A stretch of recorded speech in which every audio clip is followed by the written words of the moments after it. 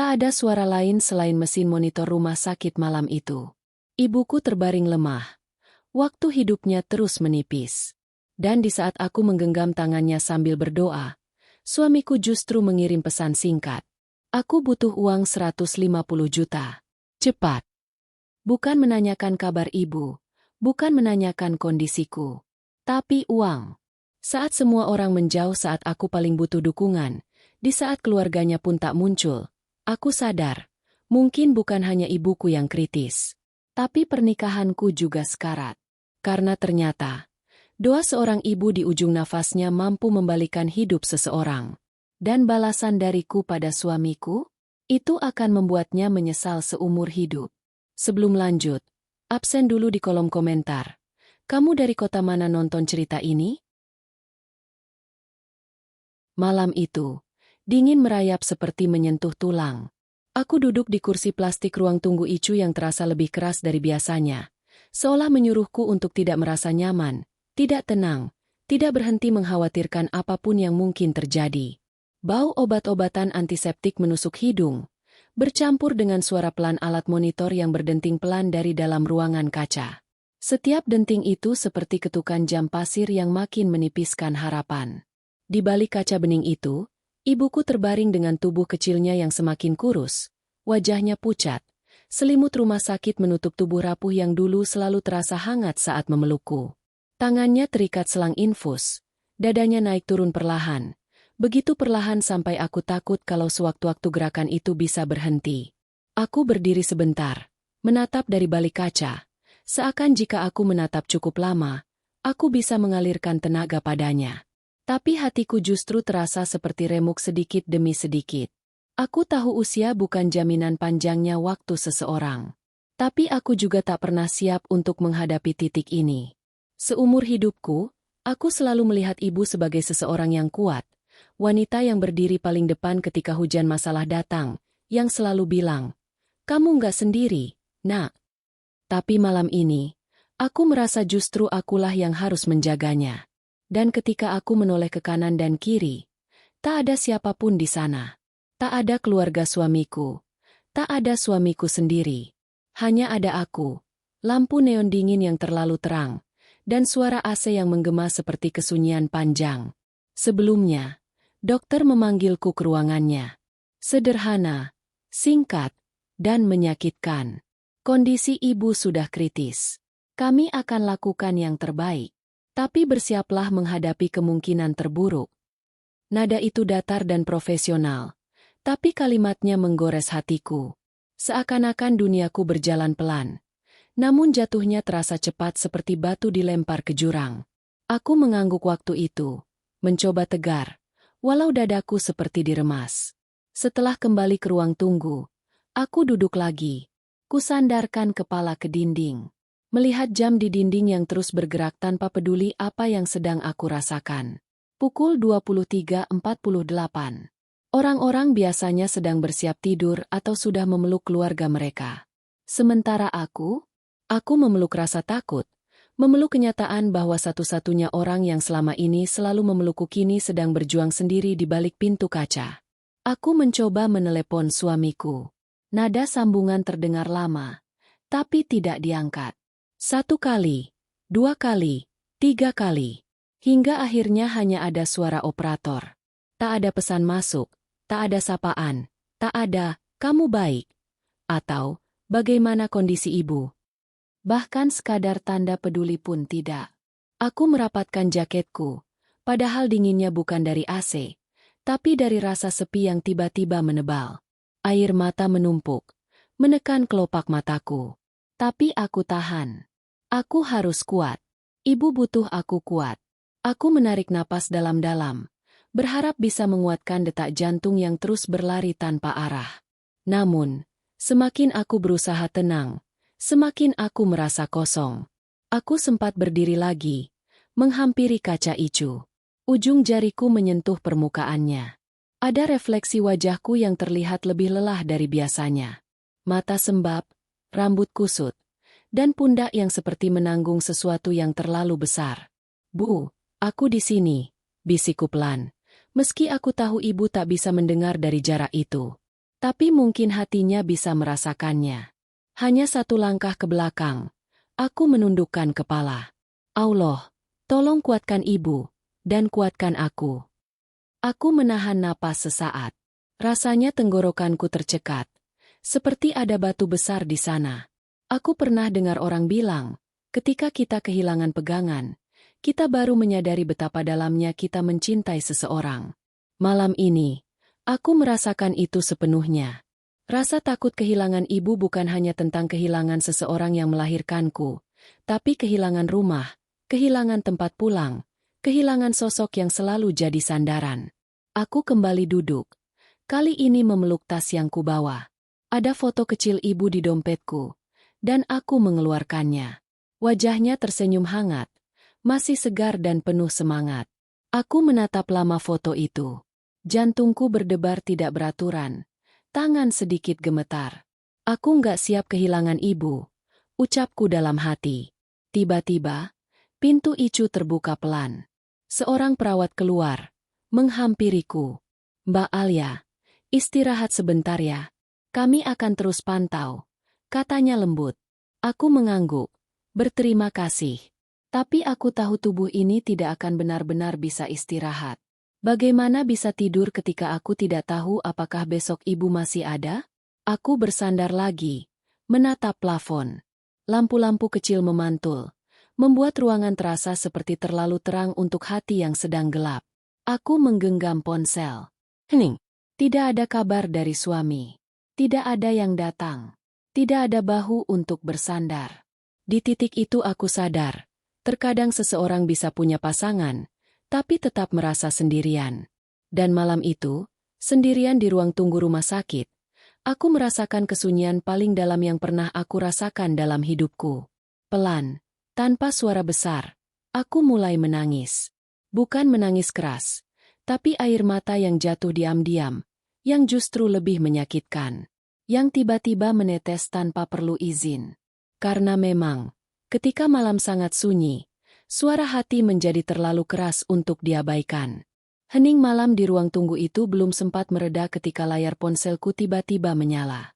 Getarannya memecah kesunyian, seperti mengiris udara yang sejak tadi menekan dada.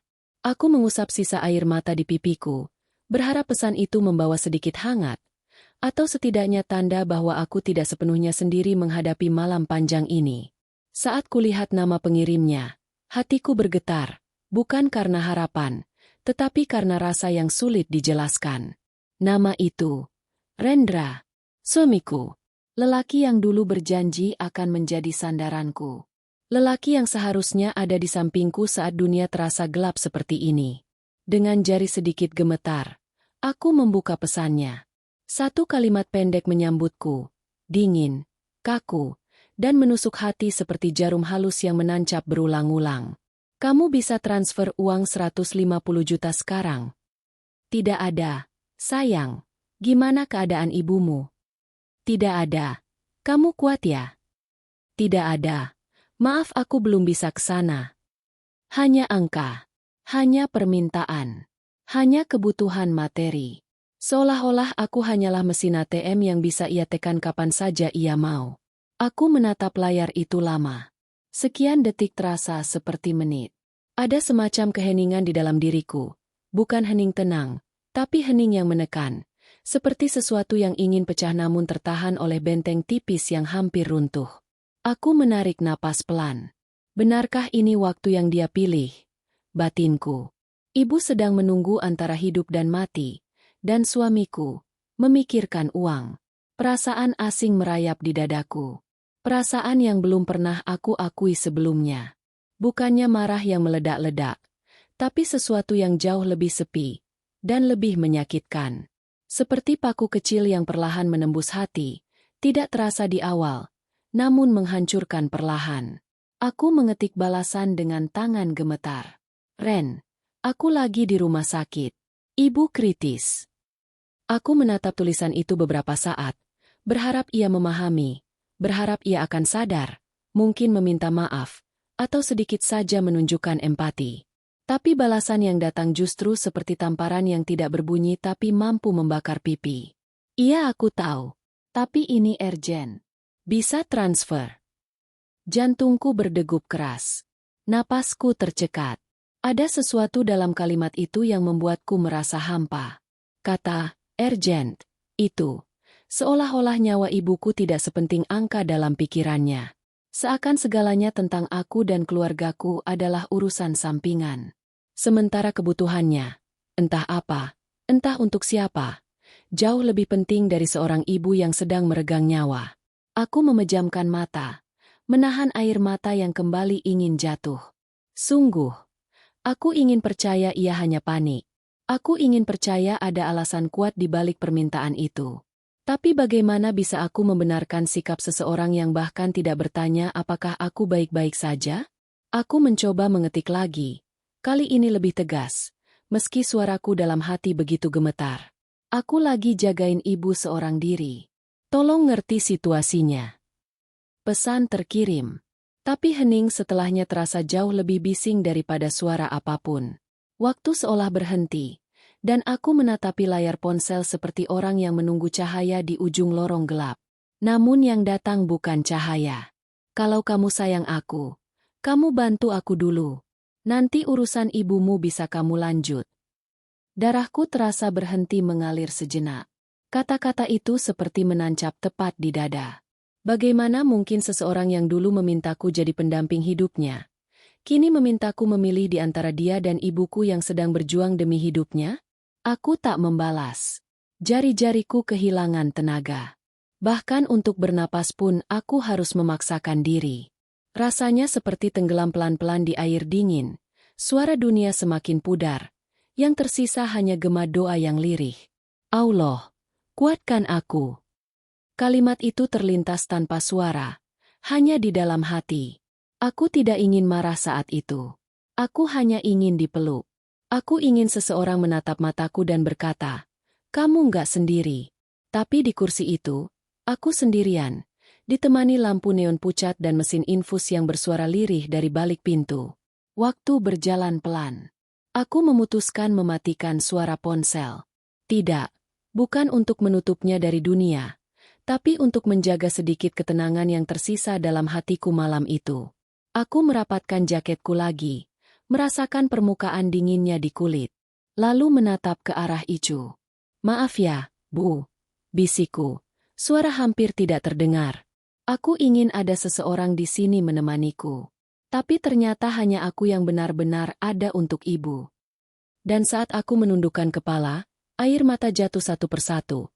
Bukan karena aku lemah, tapi karena hatiku terlalu penuh, terlalu sesak oleh kenyataan yang selama ini mungkin sudah lama terpendam. Kadang, seseorang yang kita panggil suami, bisa menjadi orang yang paling jauh. Bahkan saat duduk di samping kita pun, ia mungkin tak benar-benar hadir. Dan malam itu, di titik tersunyi dalam hidupku, aku mulai merasakan sesuatu berubah. Bukan amarah besar, bukan dendam, hanya pergolakan diam-diam dalam hati. Bahwa mungkin, cinta yang kudekap selama ini, mulai kehilangan tempatnya. Aku duduk kembali di kursi plastik itu, tubuh lunglai seperti tidak punya tulang.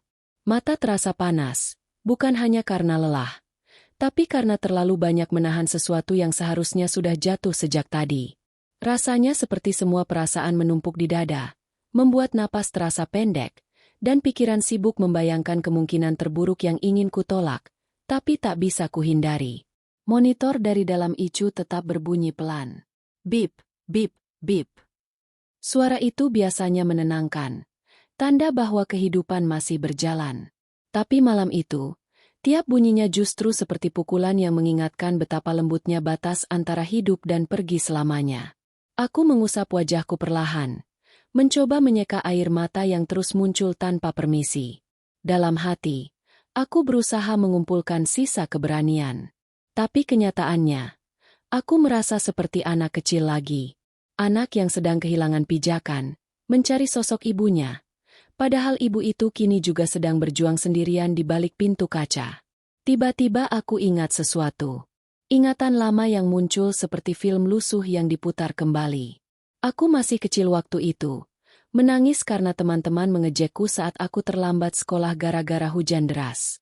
Aku pulang dengan muka kusut, menahan malu dan sedih. Begitu melihatku, ibu langsung memelukku.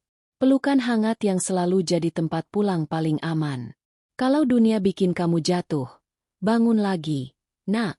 Tapi ingat, kamu nggak pernah berdiri sendirian, kata ibu kala itu. Aku menghela napas, dan mataku semakin basah. Kata-kata itu sekarang terasa seperti jendela kecil yang memberi cahaya di tengah kegelapan malam.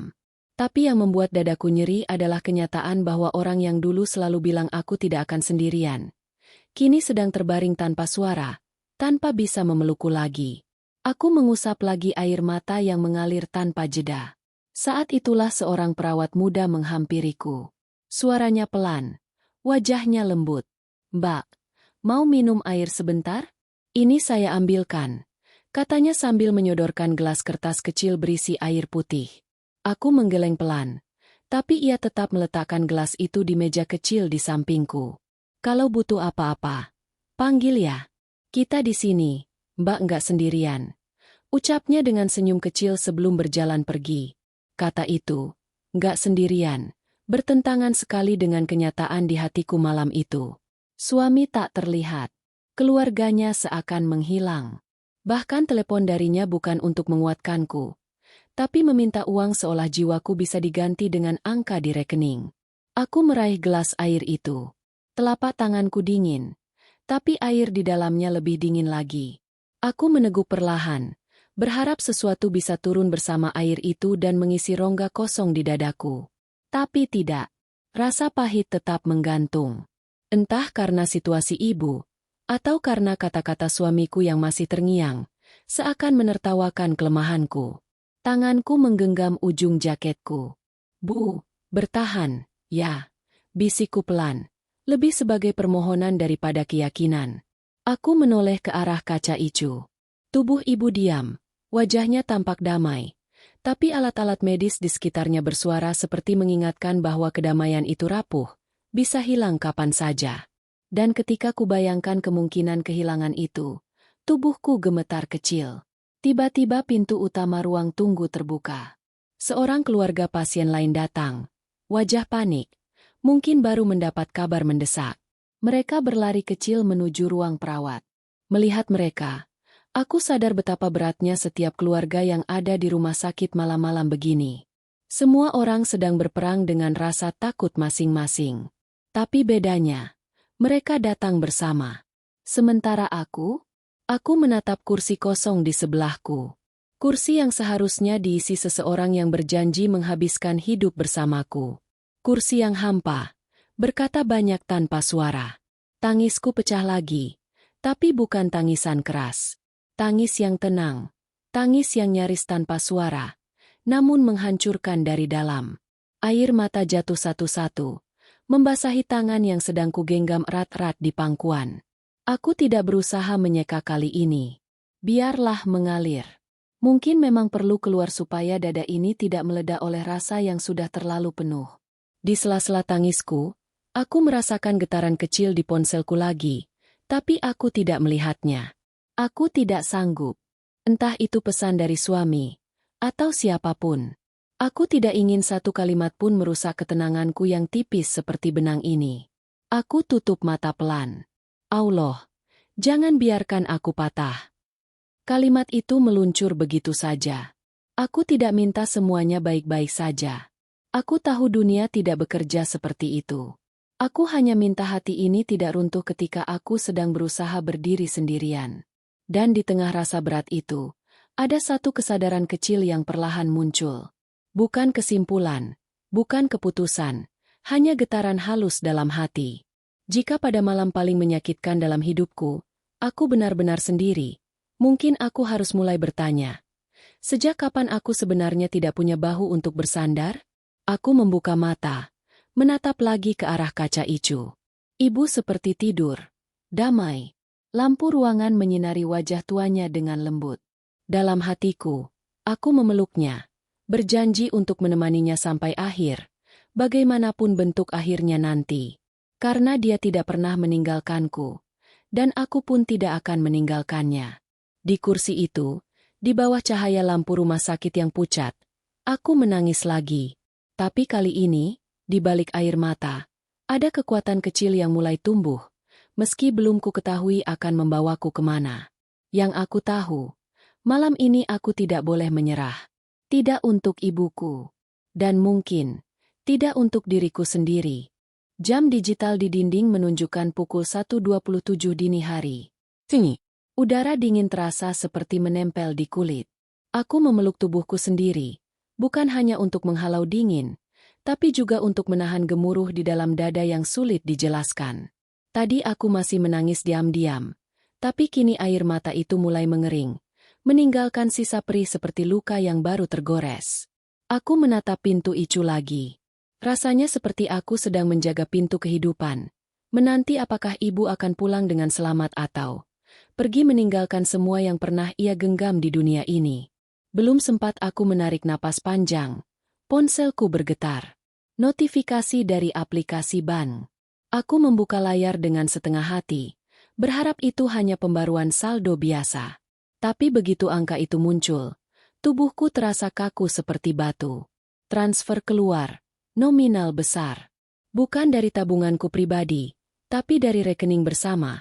Rekening yang semestinya digunakan untuk kebutuhan rumah tangga, tabungan masa depan, sesuatu yang kami bangun bersama. Sesuatu yang harusnya dijaga dan dihargai. Ya Allah, bibirku bergerak tanpa suara. Jantungku berdetak cepat. Bukan lagi karena takut kehilangan ibu, tapi karena sebuah kesadaran pahit. Rasa sendiri itu bukan hanya karena suami tidak ada di sini, tapi karena ia memilih untuk tidak ada. Bahkan lebih dari itu, ia memilih memikirkan uang daripada keluarga. Aku menunduk. Rasanya seperti ada batu besar menghantam dadaku. Kenapa dia lakukan ini sekarang? Pikirku. Kenapa di saat aku rapuh, ia justru mengambil kesempatan untuk mengambil lebih banyak? Kenapa saat aku menjaga nyawa ibu, dia justru menghitung angka di layar? Aku mencoba meneleponnya sekali lagi. Nada sambungan berdering, lama, kosong, sampai akhirnya masuk ke pesan suara. Tidak ada jawaban. Dia tahu ibu sakit. Dia tahu aku sendiri. Tapi ia memilih diam. Aku menggigit bibir bawahku, menahan emosi yang tiba-tiba datang lagi, seperti banjir yang memaksa menerjang bendungan rapuh yang tinggal sedikit lagi pecah. Tanganku menggenggam ponsel erat-erat sampai sendiku kaku. Aku teringat lagi pembicaraan beberapa minggu lalu. Rendra sempat berkata ia ingin ikut investasi besar, tapi ia tidak menjelaskan apa. Katanya kesempatan sekali seumur hidup. Katanya ini demi masa depan kita. Aku percaya waktu itu. Aku benar-benar percaya. Tapi malam ini, keyakinan itu mulai retak, dan serpihannya melukai batinku. Apa ini alasan dia minta 150 juta tadi? Pikirku. Dan yang membuat hatiku makin perih bukan soal uang itu sendiri, tapi waktu ia memilih untuk memintanya. Di saat ibuku sedang bertarung demi hidupnya. Seolah-olah aku hanya punya satu fungsi dalam hidupnya. Menyediakan, memberi, memenuhi. Tapi ketika aku butuh, ketika dunia mulai runtuh di sekitarku, apa yang kulihat? Kursi kosong di sebelahku. Ponsel sepi tanpa pesan peduli. Rekening yang menyusut tanpa penjelasan. Aku memejamkan mata. Nafasku keluar berat. Bu, sabar ya. Aku di sini. Bisikku lagi ke arah kaca Icu. Ada rasa bersalah yang menampar hatiku, bukan karena aku salah, tapi karena aku merasa seperti ditarik antara dua dunia. Dunia seorang anak yang ingin menjaga ibunya, dan dunia seorang istri yang dipaksa menjaga keutuhan rumah tangga sendirian. Tiba-tiba, suara pelan memecah lamunanku. Mbak, minum dulu. Mukanya pucat sekali. Ucap seorang ibu parubaya yang duduk di ujung ruangan. Ia mungkin salah satu keluarga pasien lain. Aku tersenyum kecil dan mengangguk. Meski sebenarnya aku tidak punya tenaga untuk berkata banyak. Aku meneguk air yang tadi diberikan perawat. Air itu dingin, tapi rasanya seperti menghangatkan tenggorokan yang seharian kering oleh kecemasan. Setelah itu, aku kembali menatap ponsel dan akhirnya membuka chat dengan Rendra lagi. Aku mengetik dengan lambat, memilih kata dengan hati yang remuk. Kenapa kamu tarik uang dari rekening bersama tanpa bilang? Ibu kritis. Aku butuh kamu, setidaknya hadir secara hati. Kalimat itu sederhana. Tapi untuk menulisnya, aku mengeluarkan seluruh sisa kekuatan yang aku punya. Aku tidak ingin berteriak. Aku tidak ingin marah-marah. Aku hanya ingin dimengerti. Tapi layar itu tetap gelap. Tidak ada tanda ia sedang mengetik. Tidak ada balasan. Tidak ada penjelasan. Dan justru dalam diam itulah aku mendengar suara paling keras. Suara kesadaran yang menampar. Aku sedang berjalan di jalan panjang sendirian, dan seseorang yang seharusnya berjalan di sampingku memilih untuk berbelok jauh. Aku menutup ponsel dan memeluk lututku. Mungkin untuk orang lain, permintaan suami tadi hanya soal uang. Tapi untukku, itu soal prioritas. Soal empati. Soal kehadiran. Soal cinta yang kini terasa seperti tinggal bayangan tipis tanpa bentuk. Dan saat aku kembali menatap ibu, aku menyadari sesuatu yang menempel di hatiku perlahan, seperti kabut dingin. Jika aku bisa melihat apa yang terjadi malam ini dengan jelas, mungkin ibu juga sudah melihatnya lebih dulu. Mungkin sebab itu beberapa kali belakangan ini ia memandangku dengan mata yang seperti ingin berkata sesuatu. Sebelum tubuhnya terlalu lemah untuk melakukan apapun. Aku meraih jendela kaca Icu dan menyentuhnya pelan, seolah menyentuh tangan ibu. Bu. Maaf kalau aku belum sekuat yang ibu harapkan, bisikku lirih. Tapi di balik lembutan bisikan itu, ada rasa lain yang mulai tumbuh. Pelan, tapi tegas, seperti benih kecil yang siap menembus tanah yang keras. Bukan kemarahan, bukan kebencian, tapi kesadaran. Kesadaran bahwa malam yang sunyi ini sedang membuka rahasia yang selama ini mungkin tidak ingin kulihat. Dan semakin aku melihatnya, semakin aku tahu bahwa hidup memberiku tanda yang tidak boleh kupalingkan lagi.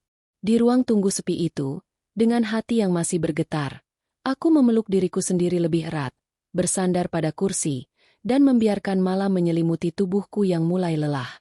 Aku tidak tahu apa yang akan terjadi esok, tapi malam ini, aku mulai melihat siapa sebenarnya yang berdiri untukku, dan siapa yang hanya berdiri ketika butuh tempat bersandar. Dan itu jauh lebih menyesakan dari dinginnya ruang rumah sakit manapun. Waktu bergeser pelan, tapi rasanya semua bergerak lebih lambat dari biasanya. Pukul 3.05 dini hari.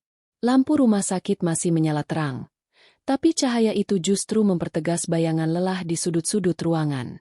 Di lantai keramik, pantulan lampu menyapu seperti cahaya dingin yang tidak pernah tidur.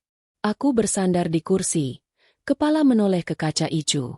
Ibu masih terbaring dalam diam yang panjang. Tiap kali dadanya naik dan turun, hati kecilku bersyukur. Tapi setiap jeda napasnya terasa lebih panjang dari sebelumnya. Tubuhku mencengkram kursi lebih erat. Seperti takut jika aku melepaskan genggaman itu, sesuatu buruk akan terjadi.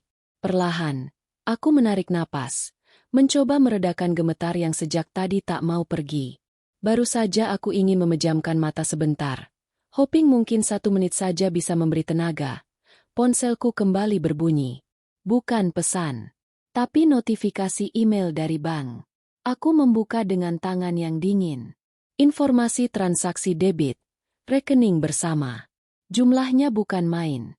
Lebih besar dari transaksi sebelumnya yang kulihat. Hidungku terasa panas. Pandanganku kabur sesaat. Seperti ada kabut yang menutup mataku. Uang itu bukan hanya angka. Itu adalah tahun-tahun pengorbanan, menahan keinginan untuk liburan, menunda membeli barang-barang kecil, mengubah rencana hidup demi masa depan bersama. Dan kini, di saat aku sedang bertahan sendirian menghadapi ketakutan terbesar dalam hidupku, dia mengambilnya. Begitu saja. Di saat ibuku berjuang. Di saat aku bahkan belum sempat mengatur napas dari luka sebelumnya. Tangan kanan menutup mulutku, menahan suara yang hampir keluar. Rasanya seperti menelan jarum. Pedih. Menyakitkan. Tak bisa diungkap dengan kalimat biasa. Dulu, aku percaya rumah tangga dibangun atas dasar saling. Tapi malam ini, aku melihat betapa rapuhnya itu jika hanya satu yang berusaha. Aku tak ingin memikirkan yang terburuk, tapi logika dan hatiku bertarung. Dan logika mulai menang. Aku teringat bagaimana beberapa bulan lalu ia mulai berubah. Telepon sering mati. Pulang larut malam. Alasan, meeting, yang tidak pernah habis. Senyum hambar jika ditanya kabar. Wajah lelah yang seperti bukan karena kerja, tapi karena menyimpan sesuatu. Dan aku terlalu berharap itu hanya lelah, bukan pengkhianatan. Kenapa harus sekarang? Aku berbisik lirih. Suara hampir tidak terdengar. Kenapa saat semua ini terjadi? Dadaku seperti diremas ketika ingatan akan percakapan singkat terakhir dengannya terlintas. Kalau kamu sayang aku, kamu bantu aku dulu. Saat itu aku hanya merasa sedih.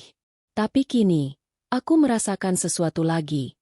Perasaan yang lebih dalam, lebih tajam.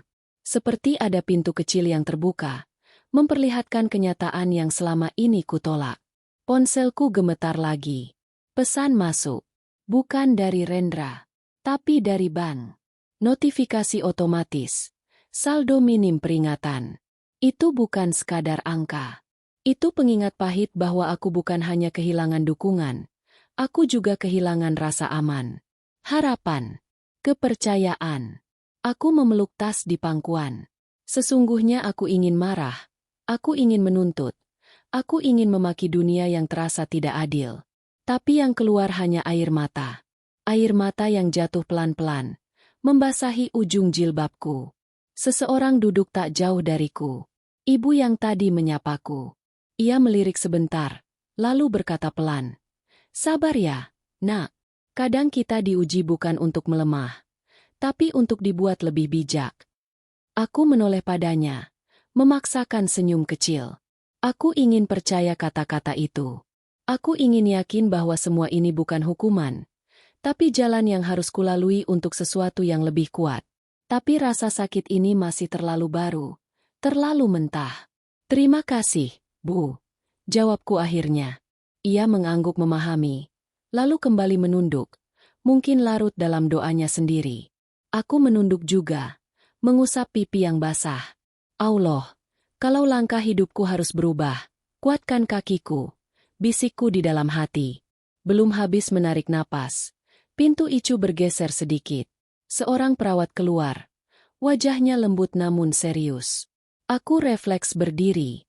Keadaan ibu stabil sementara, tapi tetap kritis. Mbak bisa pegang tangan beliau dari dalam selama beberapa menit. Tapi jangan terlalu lama ya, katanya pelan. Aku mengangguk cepat, hampir terisak karena sedikit lega yang muncul. Kesempatan kecil itu terasa seperti keajaiban. Aku berjalan masuk pelan, menyentuh tangan ibu yang terasa dingin tapi nyata. Kehangatan dalam hatiku terulang meski samar. Ibu, Alia di sini. Bisikku, suaraku serak. Kelopak mata ibu bergerak pelan. Tidak terbuka sepenuhnya, tapi cukup untuk membuatku menggigit bibir menahan tangis bahagia kecil. Tangan ibu lemah, tapi ketika aku menggenggam, ia balas menggenggam walau sangat tipis. Cukup untuk membuat dunia di sekitarku berhenti sesaat. Namun dalam kehangatan kecil itu, bayangan rasa sakit tadi belum pergi. Seolah berdiri di belakangku, menunggu saat aku lemah untuk menusuk lagi. Aku mengusap tangan ibu perlahan. Maaf ya Bu, anakmu sedang belajar bertahan, kataku dalam hati. Beberapa menit kemudian, aku kembali keluar. Perawat menutup pintu perlahan. Aku kembali duduk. Ponsel masih di tangan. Notifikasi itu masih di layar. Sisa-sisa pesan dingin suamiku masih menggantung di dalam pikiranku. Tapi setelah memegang tangan ibu tadi, aku merasakan sesuatu yang berbeda. Seperti ada api kecil di dalam dada. Api yang belum jadi nyala besar, tapi cukup untuk membuatku tahu, aku tidak akan tenggelam. Jika seseorang bisa hilang di saat aku terjatuh, mungkin aku juga bisa belajar berdiri tanpa dia. Dan malam itu, dalam hening rumah sakit yang tetap dingin, aku mulai memahami satu hal. Ada kehilangan yang menyakitkan, tapi ada juga kehilangan yang menyadarkan siapa sebenarnya yang ada di pihak kita. Aku menghela napas panjang. Badai belum selesai, tapi aku mulai merasakan sedikit cahaya, meski samar, di ujung gelap ini. Dan untuk pertama kalinya sejak malam panjang ini dimulai, aku merapatkan jaketku bukan untuk menahan dingin, tapi untuk menyembunyikan bekal kekuatan baru yang mulai tumbuh, perlahan, tapi pasti. Subuh mulai merayap pelan. Cahaya di langit belum benar-benar muncul, Tapi garis samar fajar mulai menyentuh jendela rumah sakit. Udara di lorong terasa semakin dingin, seperti angin pagi yang menyelinap dari celah pintu. Hiruk-pikuk belum dimulai. Belum ada langkah satpam yang rutin berkeliling. Belum ada suara keluarga pasien lain yang datang bergantian. Hanya ada sunyi, dan detak jantungku yang terdengar lebih keras daripada biasanya. Aku berdiri di depan kaca Icu lagi, tubuh sedikit membungkuk ke depan. Mataku menatap ibu, yang begitu kecil dan rapuh di atas ranjang putih itu. Selimut menutupi tubuhnya sampai dada, oksigen menempel di hidungnya, dan monitor menunjukkan angka-angka yang sulit diterjemahkan, tapi cukup untuk membuatku takut setiap kali garisnya berubah sedikit saja. Salah satu perawat perempuan yang sedari tadi mondar-mandir akhirnya keluar dari ruang Icu. Ia tersenyum tipis padaku, seolah ingin menenangkan. "Mbak, Ibu mau ditemani sebentar lagi?" Beliau terlihat lebih responsif. Sejenak, aku terpaku. Dadaku serasa diremas tiba-tiba. Aku mengangguk pelan, tanpa bisa menahan air mata yang mulai berkumpul lagi di sudut mata. Perawat membukakan pintu. Aroma obat menyergap lebih kuat. Bukan aroma menyenangkan, tapi entah kenapa. Malam ini, itu aroma yang kuharap bisa terus kucium selama ibu masih di sini. Aku berjalan pelan ke samping ranjang ibu. Kursi kecil sudah disiapkan. Aku duduk, meraih tangan ibu yang dingin tapi terasa semakin hidup di genggamanku. Jari-jarinya bergerak sedikit, melingkar lemah di jemariku. Nafasku tercekat. "Bu." Suaraku bergetar. Kelopak mata ibu terbuka perlahan, tidak lebar, tapi cukup untuk memperlihatkan sorot yang sudah lama tak kulihat. Sorot yang dulu selalu menyala saat ia menemaniku belajar. Sorot yang membuatku merasa aman ketika aku takut gelap waktu kecil. Sekarang sorot itu redup, tapi di baliknya ada sesuatu yang lebih besar, ketegaran yang tersisa, dan cinta yang belum habis. "Alia." Suaranya serak, nyaris seperti angin. Tapi itu cukup untuk membuatku terisak pelan. "Bu, jangan bicara dulu. Ibu istirahat ya." "Alia di sini," kataku cepat, menggenggam tangannya lebih erat, seolah genggaman itu bisa menahan waktu. Tapi ibu sedikit menggeleng. Tubuhnya sangat lemah, namun tekad di balik gerakan itu begitu kuat sampai-sampai aku tahu, dia ingin bicara. Dia ingin menyampaikan sesuatu. Dan aku harus mendengarnya. "Alia, maafin ibu," ucapnya lirih. Napas panjang keluar dari mulutku. "Bu, nggak ada yang perlu dimaafkan." Alia yang minta maaf, belum bisa bikin ibu bangga, belum bisa. Ibu menekan tanganku pelan, menghentikan kalimatku. "Kamu sudah lebih dari cukup." Sederhana, tapi rasanya seperti pelukan hangat yang menembus kulit sampai ke tulang. Aku menunduk, menitikan air mata di punggung tangan ibu. Tapi ibu kembali berbicara pelan, seolah sedang mengumpulkan sisa-sisa tenaganya yang tinggal sangat sedikit. "Alia, hidup itu bukan cuma soal bertahan, tapi juga soal melepaskan yang gak menjaga kamu." Jantungku mencelos. Suasana di sekelilingku seakan membeku. Kata-kata itu bukan nasihat biasa. Itu seperti doa, atau pesan terakhir seorang ibu yang tahu bahwa anaknya sedang menghadapi sesuatu yang belum sepenuhnya ia ceritakan. Aku menggigit bibir. "Bu." Suaraku terputus. Ibu menatapku lebih lama. Tatapannya tidak tajam, tapi dalam, seperti ia melihat sampai ke dasar hatiku.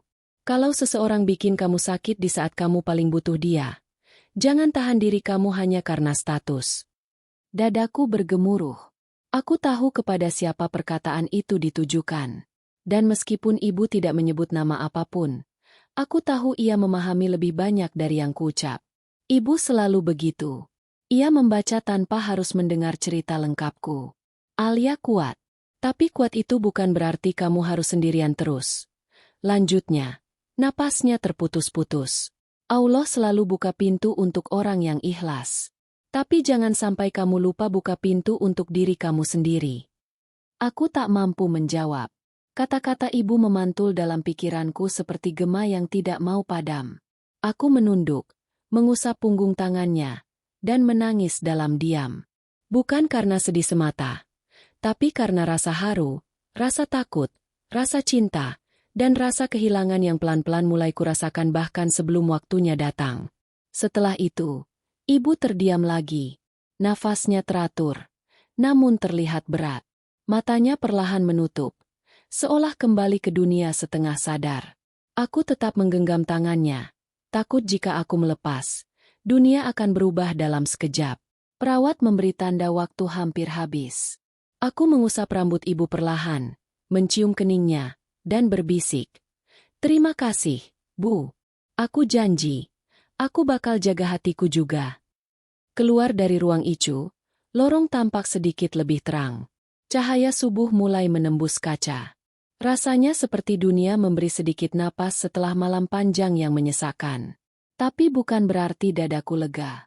Justru, ucapan ibu tadi berputar-putar seperti mantra yang memaksa hatiku menghadapi sesuatu yang sudah lama aku hindari. Aku berdiri di ujung lorong, memeluk diriku sendiri. Keheningan subuh tidak menenangkan. Ia justru seperti cermin yang memaksa menatap kenyataan. Ada sesuatu dalam hidupku yang harus kuhadapi, meski aku belum siap. Tapi di antara takut itu, ada secercah kekuatan. Bukan besar, bukan menggebu. Hanya secuil, tapi jelas. Seperti titik cahaya kecil yang memaksa masuk melalui celah paling sempit. Dan di momen itu, aku tahu, kata-kata ibu bukan hanya nasihat, tapi kunci. Kunci untuk membuka pintu yang selama ini kukunci rapat karena takut pada rasa sepi, takut pada perubahan, takut menghadapi kenyataan cinta yang retak. Subuh itu, aku belajar satu hal.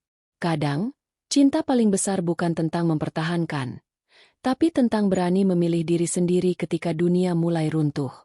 Dan untuk pertama kalinya setelah malam yang panjang, aku menatap langit perlahan menguning dan berbisik. Aku dengar, Bu. Aku dengar. Pagi akhirnya datang.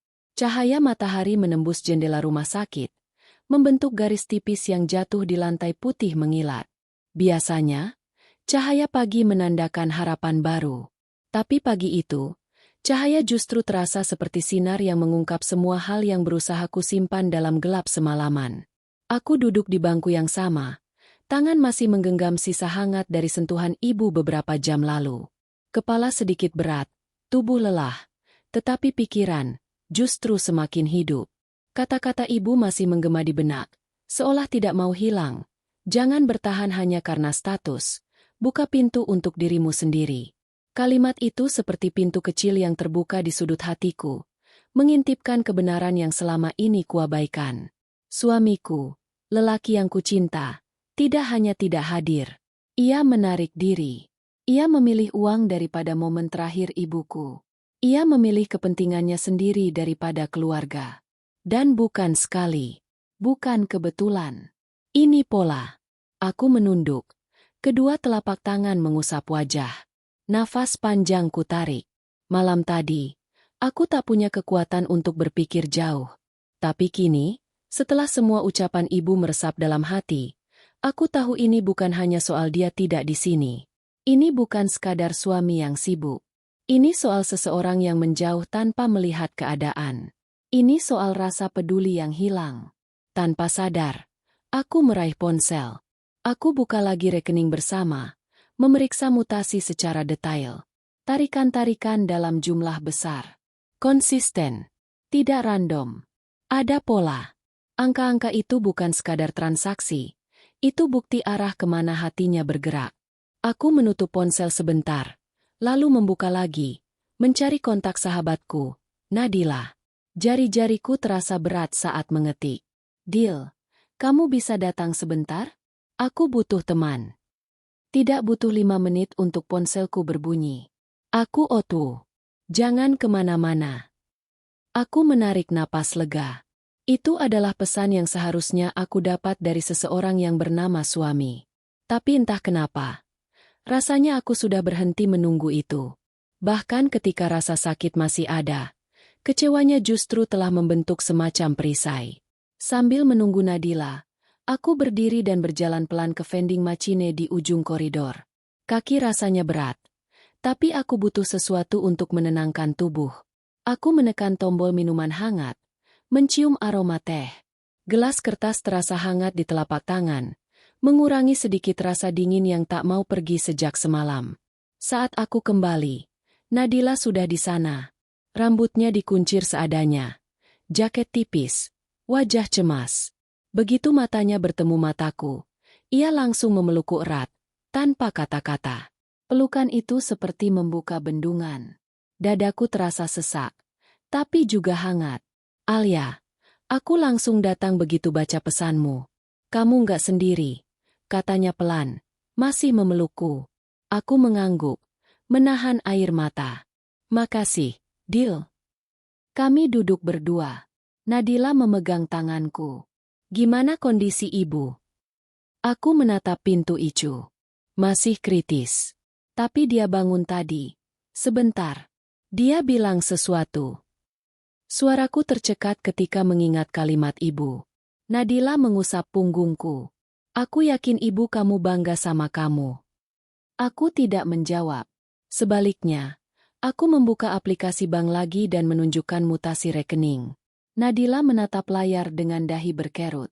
Astaga, Li, ini banyak banget. Nada suaranya berubah jadi serius. Aku mengangguk pelan. Dan dia minta 150 juta lagi. Semalam, di saat ibu begini.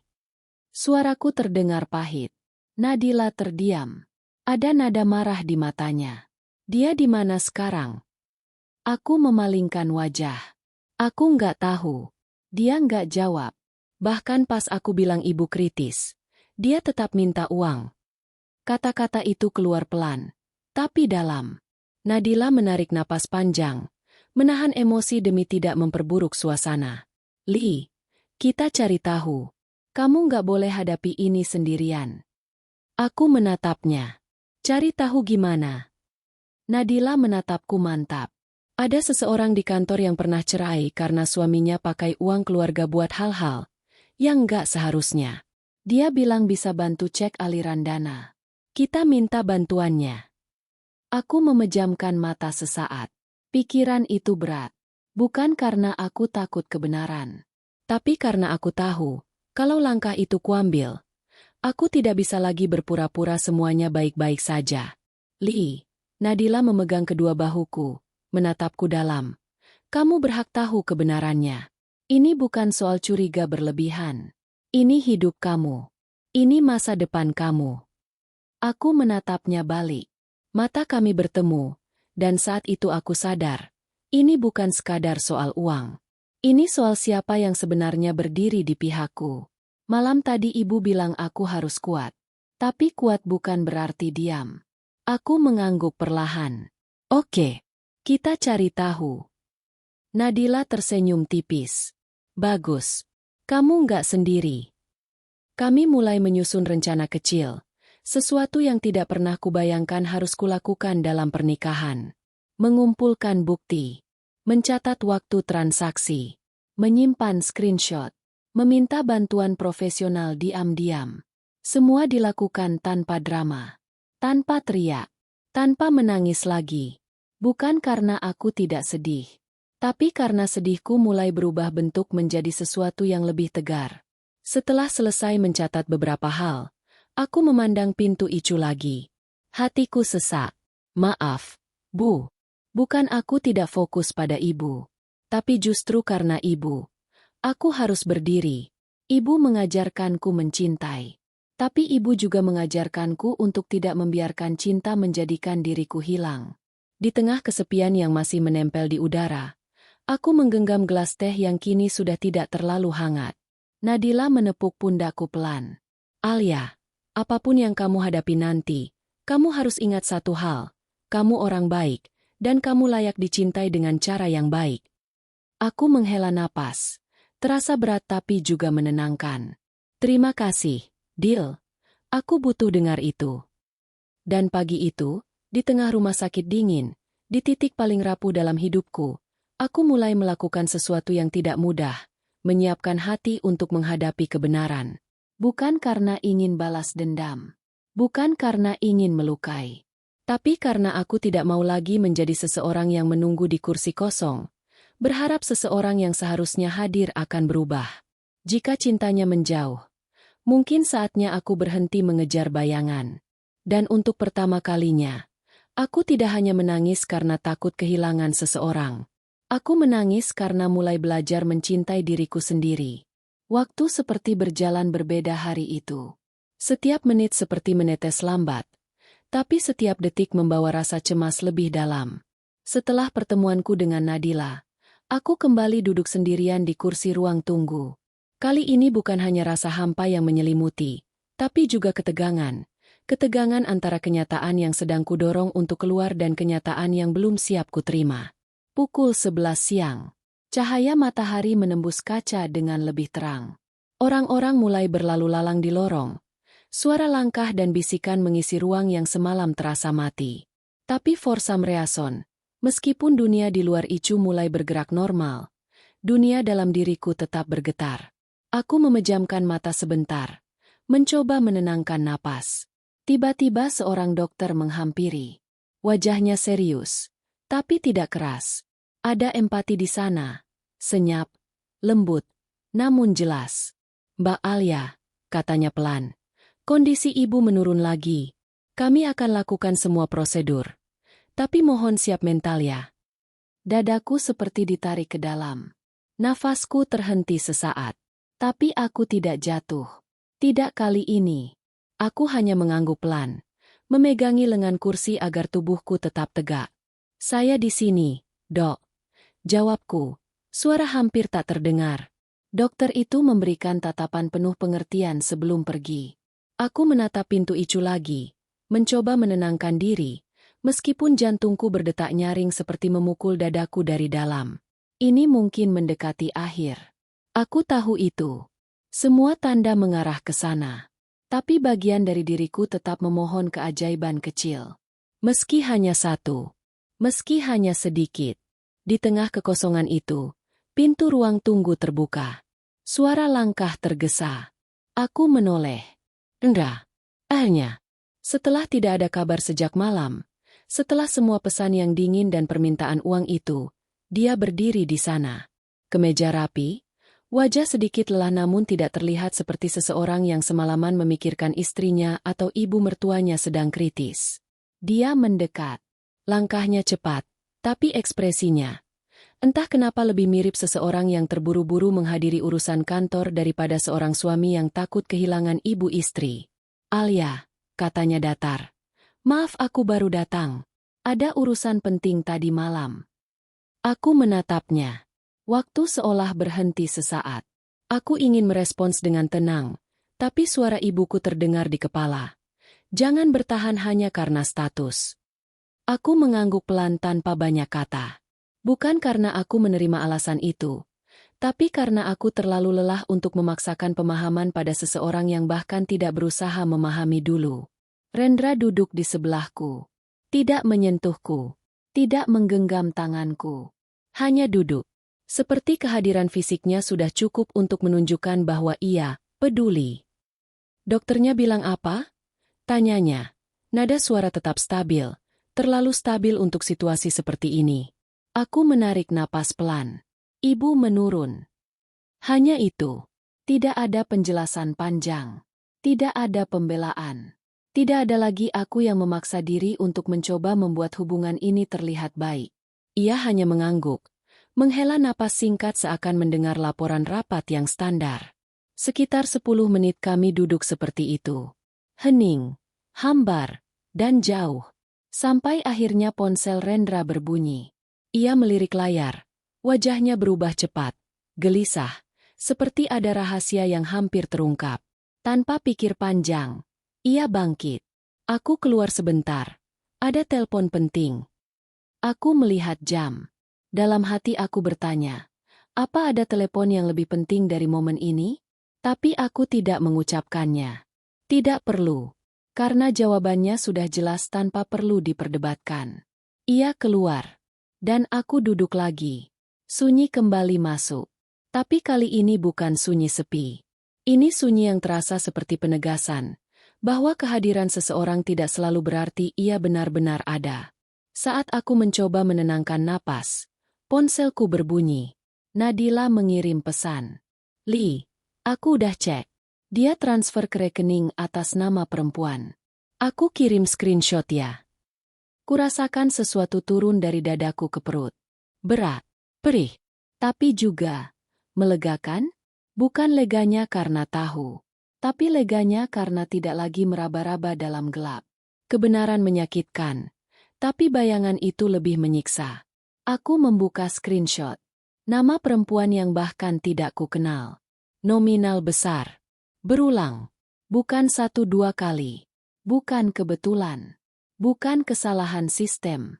Aku mengusap wajahku pelan. Napas gemetar. Tapi air mata kali ini berbeda. Tangis itu bukan lagi tangis patah. Bukan lagi tangis bingung. Ini tangis kehilangan yang sudah menerima kenyataan. Tangis yang siap bergerak meski sakitnya belum hilang. Pintu Icu kembali terbuka. Perawat keluar mendekat. Wajahnya tegang. Mbak, mungkin baiknya keluarga berkumpul. Dunia sedikit goyah. Tapi aku mengangguk. Aku berdiri. Tidak menjerit. Tidak panik. Langkahku pelan. Tapi mantap. Aku masuk ruang Icu lagi. Memegang tangan ibu yang dingin namun masih terasa hidup. Ibu. Suaraku bergetar.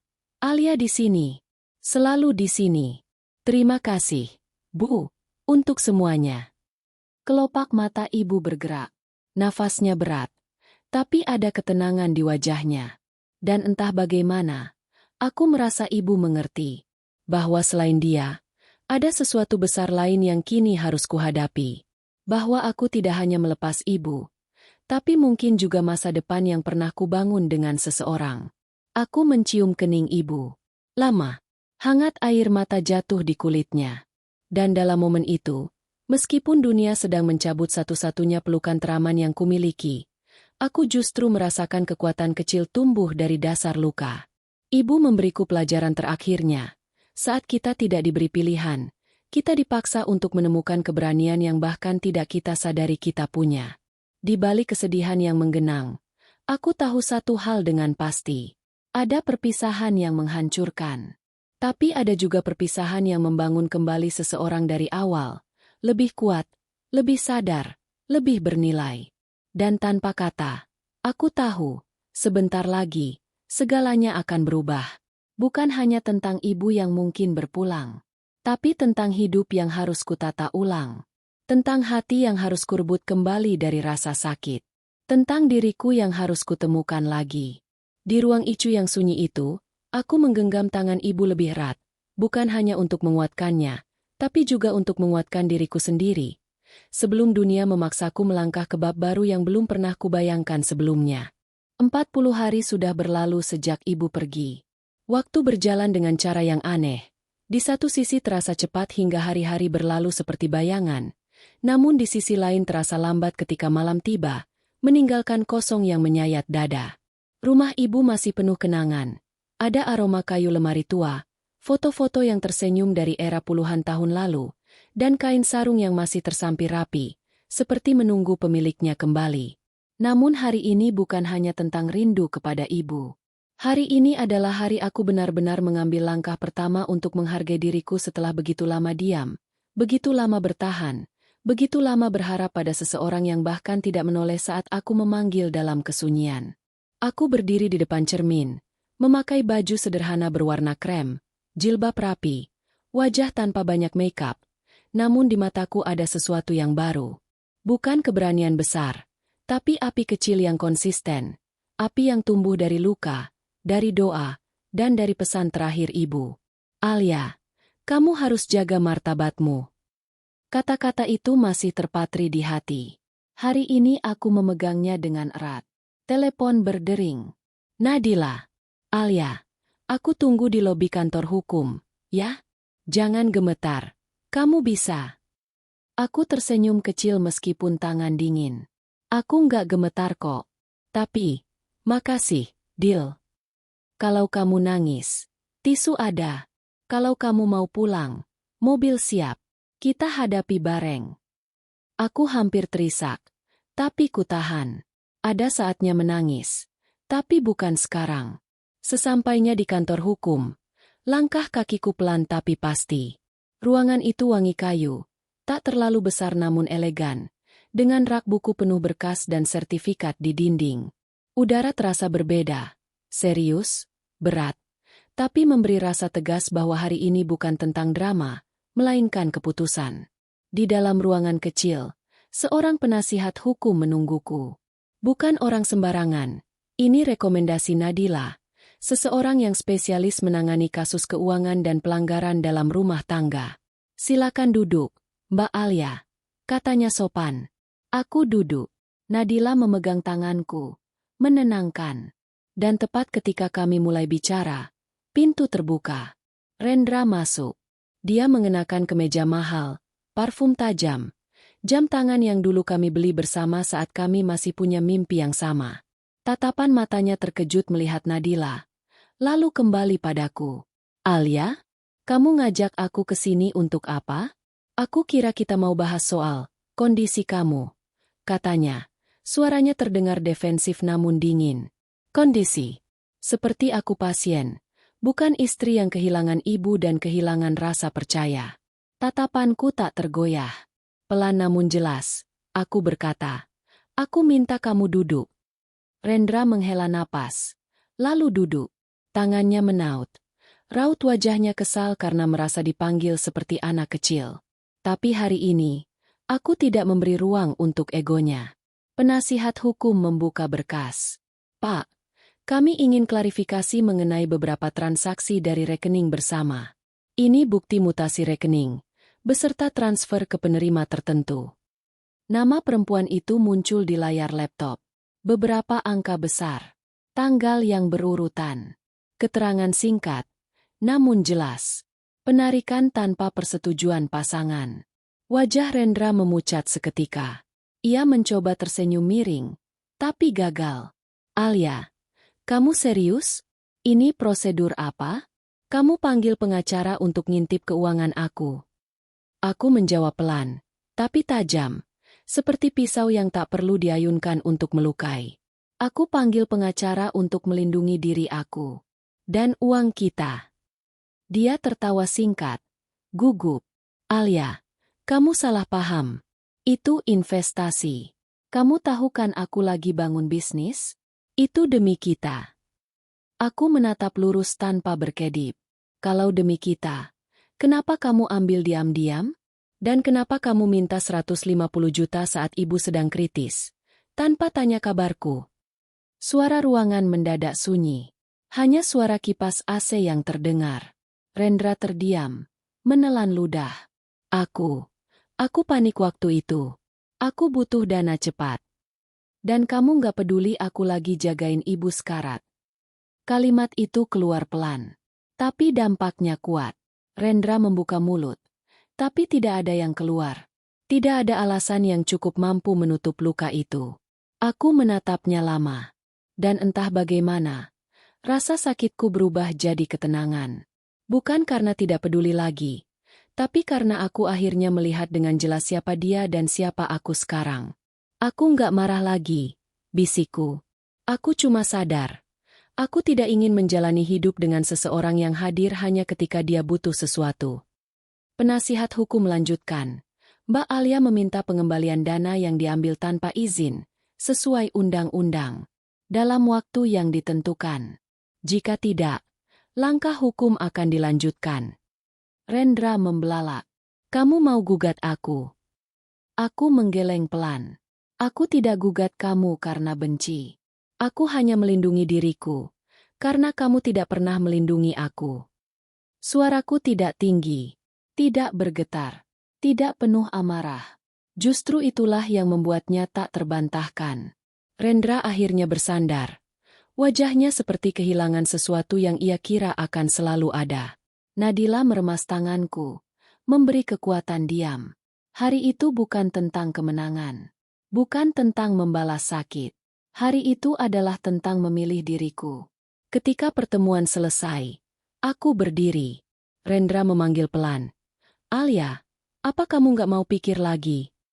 Aku berhenti, menoleh sedikit. Senyuman kecil muncul di bibirku.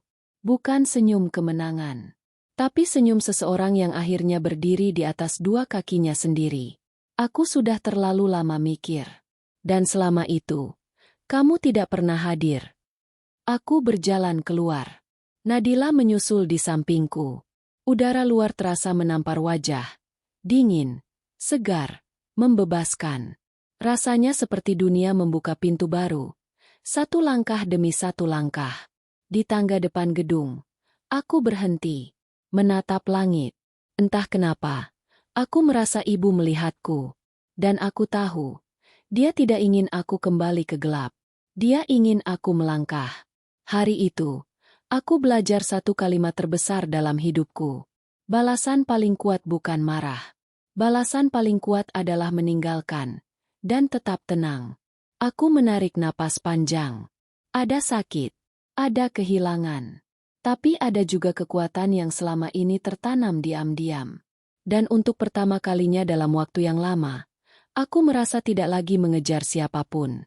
Aku hanya menjemput kembali diriku sendiri. Pagi itu, setelah keluar dari gedung kantor hukum, aku pulang ke rumah ibu. Rumah sederhana yang kini lebih sunyi dari biasanya. Tapi bagiku, rumah itu bukan sekadar tempat tinggal. Itu tempat aku belajar mengenal arti kekuatan, luka, dan cinta tanpa syarat. Tempat di mana doa ibu masih terasa menggantung di udara. Seperti pelukan yang tidak pernah benar-benar pergi. Aku membuka pintu pelan. Langkah masuk terasa lambat seperti setiap langkah menuntut keberanian baru. Di ruang tamu, foto ibu tersenyum dalam bingkai kayu tua. Aku duduk di lantai depannya, menyentuh bingkai itu dengan ujung jari, dan tidak menahan air mata yang menetes. Ibu, Alia udah mulai jalan yang ibu minta. Bisikku pelan. Aku nggak mau kehilangan diriku lagi. Air mata itu bukan air mata putus asa. Itu air mata pelepasan. Air mata seseorang yang sudah melewati badai, bukan tanpa luka, tapi dengan kesadaran baru. Hati ini sakit, ya, tapi untuk pertama kalinya dalam waktu lama, rasa sakit itu terasa membawa arah, bukan sekadar menghabiskan tenaga. Di tengah keheningan rumah, aku mendengar ketukan pelan di pintu. Bukan suara keras. Bukan mendesak. Ketukan yang sopan, hati-hati. Seperti orang yang tidak ingin mengganggu tetapi juga tidak ingin pergi tanpa memastikan sesuatu. Aku menghapus air mata, melangkah pelan, dan membuka pintu. Seseorang berdiri di sana. Ardan. Jaket hitam, map di tangan. Raut wajah tenang namun penuh empati. Wajah yang tak asing. Tapi sudah lama hilang dari hidupku. Bukan masa lalu yang pahit. Tapi bagian hidup yang dulu kulewatkan karena aku terlalu percaya hidup selalu harus dikejar ke satu arah saja. Alia, katanya lembut, tidak mendesak, tidak bingung. Seolah ia sudah tahu rasanya kehilangan. Rasanya bertahan sendirian. Aku datang bukan buat ganggu. Aku cuma ingin pastikan kamu baik-baik saja. Aku terdiam. Bukan karena terkejut ia muncul. Tapi karena ada sesuatu yang berbeda dalam tatapan itu, ketulusan, tanpa tuntutan, tanpa menyodorkan janji apapun. Hanya seseorang yang hadir, betul-betul hadir, bukan karena kewajiban, tapi karena peduli. Nadila yang kasih alamat? Tanyaku pelan. Ardan mengangguk. Dia khawatir kamu sendirian. Aku juga. Jujur masih ingat kamu dulu. Kamu selalu jaga semua orang. Tapi jarang ada yang benar-benar jaga kamu. Hatiku seperti disentuh pelan dengan rasa hangat yang sederhana, namun begitu berarti. Tapi aku tidak ingin salah langkah, tidak ingin mengisi luka dengan pelarian. Aku menatapnya, menatap kejujurannya tanpa terburu-buru. Aku belum siap mikir apa-apa selain belajar berdiri lagi, ujarku jujur. Aku masih belajar jadi Alia yang utuh, bukan Alia yang takut ditinggalkan. Ardan tersenyum kecil. Dan itu sudah langkah paling kuat yang bisa kamu ambil. Ia menyerahkan satu map coklat. Ini dokumen dari pengacara. Dan, ada sesuatu lagi. Aku membukanya. Kertas tua dengan tulisan tangan yang sangat aku kenal. Tulisan ibu. Tanganku bergetar halus saat membuka lipatan itu. Aku mulai membaca. Alia sayang, kalau kamu baca surat ini, berarti Allah sudah memanggil ibu pulang lebih dulu. Jangan takut menjalani hidup sendiri. Kamu lahir bukan untuk menjadi bayangan dalam hidup orang lain. Di laci kamar, ibu simpan tabungan kecil yang ibu sisihkan bertahun-tahun. Itu bukan warisan besar, tapi cukup untuk kamu mulai ulang tanpa takut. Dan satu lagi, terimalah bantuan orang baik ketika datang. Tapi jangan tergantung pada siapapun selain Allah. Hati kamu milik kamu, bukan milik siapapun yang lalai menjaganya. Ibu bangga padamu, dari awal sampai akhir. Tanganku menutup mulut. Air mata turun lagi. Tapi kali ini tidak berat. Rasanya seperti rindu yang diberi ruang untuk bernapas. Seperti pelukan tanpa tangan, tapi terasa nyata. Ardan menunduk sedikit. Aku nggak datang untuk menggantikan siapapun. Aku cuma mau jadi orang yang ada kalau kamu butuh pijakan. Kalau nanti kamu jatuh lagi, aku nggak mau jadi orang yang cuma nonton. Aku menatapnya lama. Aku belum bisa janji apa-apa. Yang aku minta cuma satu. Katanya lembut. Janji kamu jaga diri kamu sendiri dulu. Itu sudah lebih dari cukup. Keheningan itu bukan canggung. Itu tenang. Ruang untuk bernapas. Ruang untuk sembuh. Aku mengangguk pelan. Terima kasih. Ardan tersenyum. Mundur satu langkah. Kalau kamu butuh apa-apa, aku di sini. Tapi kalau kamu hanya butuh waktu, aku juga akan tetap di sini. Ia pergi perlahan, tidak memaksa, tidak menoleh dengan kecewa. Seperti seseorang yang tahu bahwa cinta bukan soal memaksa masuk, tapi memberi ruang untuk orang tumbuh. Aku kembali masuk rumah, duduk lagi di depan foto ibu. Rumah terasa lebih terang meski lampu belum dinyalakan. Seperti ada cahaya yang datang bukan dari lampu, tapi dari hati yang akhirnya mulai belajar menerima bahwa kehilangan bukan akhir. Kehilangan adalah tanda bahwa sesuatu lain bisa mulai tumbuh. Aku memandang foto ibu dan tersenyum tipis. Bu, aku mulai ngerti cara ibu mencintai. Bukan bergantung, tapi menguatkan. Di ruang sederhana itu, aku menutup mata dan menarik napas panjang. Aku belum sembuh sepenuhnya. Aku belum selesai menangis.